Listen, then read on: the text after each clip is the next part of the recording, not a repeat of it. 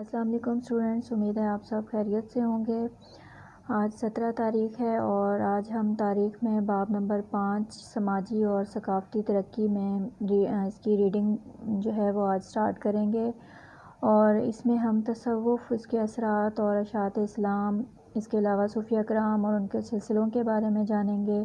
مسلمانوں نے کون کون سی خدمات سر انجام دیں، سلاطین دہلی کا کردار کیا تھا، ان کی تنظیم اور نظم و نسق کے بارے میں جو ہے وہ ہم جانیں گے۔ سب سے پہلے آپ نے پیج نمبر سٹارٹ کرنا ہے 59 سے، اس کی ریڈنگ سٹارٹ کریں گے ہم۔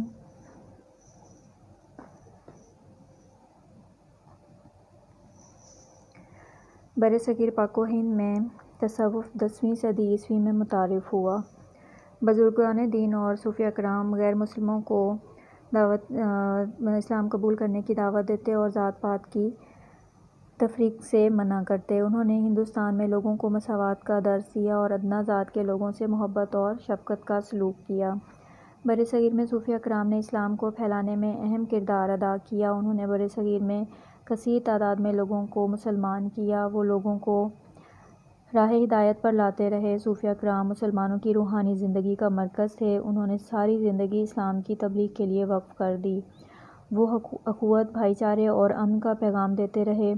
وہ سیاست اور حکومت سے دور رہتے، حاکم وقت ان کی عزت کرتے، غیر مسلم بھی ان کا احترام کرتے۔ صوفیہ کرام نے کتابیں بھی لکھیں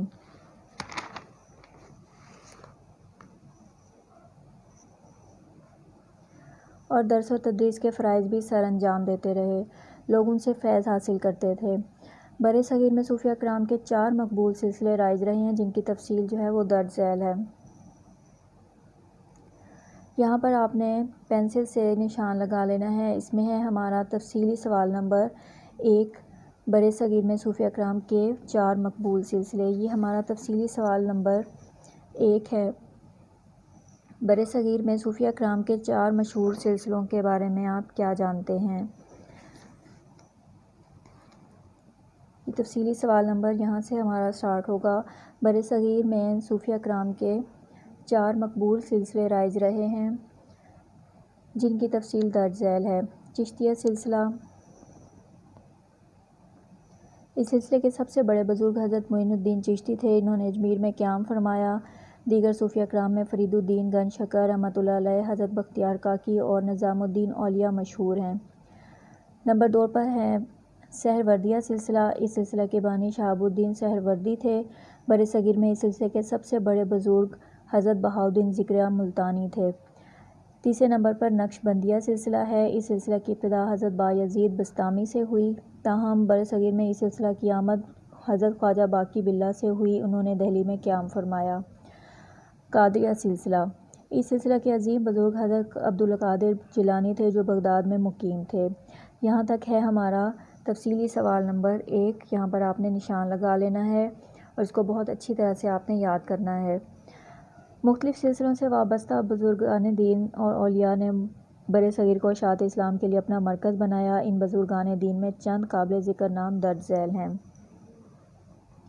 یہاں پر آپ دیکھیں گے حضرت سید علی بن عثمان حجویری المعروف داتا گنج بخش۔ آپ غزنی کے ایک محلہ حجویر میں 1009 میں پیدا ہوئے۔ یہاں پر آپ نے نشان لگانا ہے۔ تفصیلی سوال نمبر 2 ہمارا یہاں سے سٹارٹ ہو رہا ہے، LQ2، اور LQ2 ہمارا ہے تفصیلی سوال نمبر 2، حضرت سید علی بن عثمان حجویری کی اشاعت اسلام کے سلسلہ میں خدمات کا ذکر کریں، اور ان کی خدمات کون سی تھیں۔ یہاں ہم دیکھیں گے، پڑھیں گے۔ آپ غزنی کے ایک محلہ حجویر میں 1009 میں پیدا ہوئے۔ آپ کا سلسلہ نسب حضرت علی تک جا پہنچتا ہے۔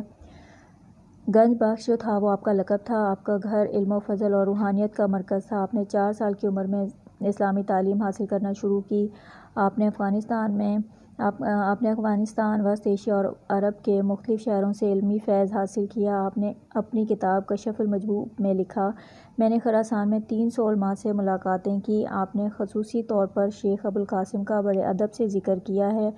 آپ نے عالم دین حضرت شیخ ابوالفضل محمد بن الحسن کے ہاتھ پر بیعت کی، جو دمشق میں رہتے تھے۔ آپ اپنے روحانی پیشوا کی ہدایت پر لاہور تشریف لائے۔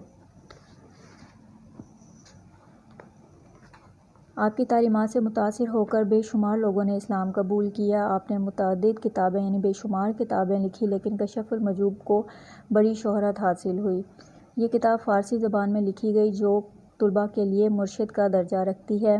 اس کے علاوہ آپ نے کشف الاسرار بھی لکھی ہے۔ آپ کے اقوال زریں مسلمانوں کے لیے ایک خزانہ ہے۔ آپ کے مزار پر حاضری دینے والوں میں حضرت خواجہ معین الدین چشتی بھی شامل ہیں، جنہوں نے مزار پر چلہ بھی کاٹا۔ انہوں نے آپ کی شان میں ایک شعر پڑھا: گن بخش فیض عالم مظہر نور خدا، ناکساں راہ پیر کامل کاملہ راہ رہنما۔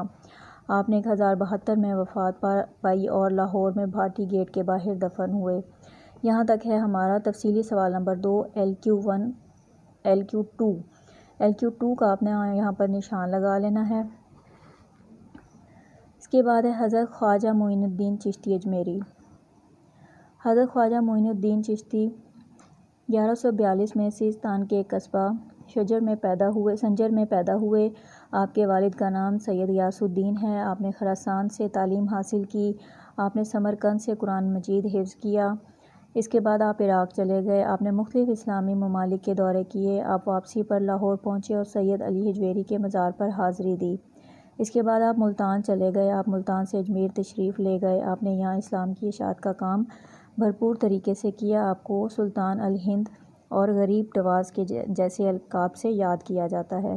آپ کے مزار پر مسلمان، ہندو، سکھ اور دیگر مذاہب کے لوگ بھی آتے ہیں۔ آپ کی تعلیمات میں سب لوگوں کے لیے بھلائی ہے۔ لوگ آپ کو برِ صغیر کا بہت بڑا ولی مانتے ہیں۔ آپ ہندوستان میں سلسلہ چشتیہ کے بانی تھے۔ حضرت بابا فرید گنج شکر۔ آپ کا اسم مبارک مسعود ہے اور لقب فرید الدین، عوام میں گنج شکر کے لقب سے مشہور ہیں۔ آپ کے والد حضرت قاضی جمال الدین سلیمان ایک عظیم روحانی شخصیت تھے۔ آپ کا شجرِ نسب حضرت سیدنا فاروق اعظم سے جا ملتا ہے۔ آپ کوتوال ضلع ملتان میں پیدا ہوئے۔ آپ نے ابتدائی تعلیم ایک مدرسے سے حاصل کی۔ آپ نے قرآن پاک حفظ کیا اور 18 سال کی عمر میں تعلیم حاصل کرنے کے لیے ملتان آ گئے۔ اس کے بعد آپ دہلی تشریف لے گئے۔ یہاں آپ کی ملاقات خواجہ قطب الدین بختیار کاکی سے ہوئی، جن کے دست مبارک پر آپ نے بیعت کی۔ آپ اپنے مرشد کی وفات کے بعد دریائے ستلج کے قریب اجودھن آ گئے۔ آپ کی آمد کے بعد اجودھن کو لوگ پاک پتن کہنے لگے۔ یہاں سے آپ نے پنجاب میں سندھ اور شمال مغربی ہندوستان میں اسلام کی تبلیغ کی۔ آپ کی تبلیغ سے کثیر تعداد میں لوگ اسلام میں داخل ہوئے۔ مغربی پنجاب کے بڑے بڑے خاندان، جن میں سیال اور وٹو بھی شامل تھے، آپ ہی کے ہاتھ پر مسلمان ہوئے۔ آپ نے 1265 میں انتقال فرمایا۔ آپ کا مزار مبارک پاک پتن میں ہے۔ آپ کا عرس ہر سال منایا جاتا ہے۔ اس عرس کی خاص تقریب بہشتی دروازے میں سے لاکھوں عقیدت مندوں کا گزرنا ہے۔ یہاں تک آج کی ہماری ریڈنگ مکمل ہوئی۔ اس کو آپ نے بہت اچھی طرح سے یاد کرنا ہے اور تفصیلی سوالوں پر آپ نے اچھے طریقے سے دیکھ لینا ہے کہ آپ نے نشان صحیح طریقے سے لگائے ہیں یا نہیں، اور ان کو بہت اچھی طرح سے یاد کرنا ہے۔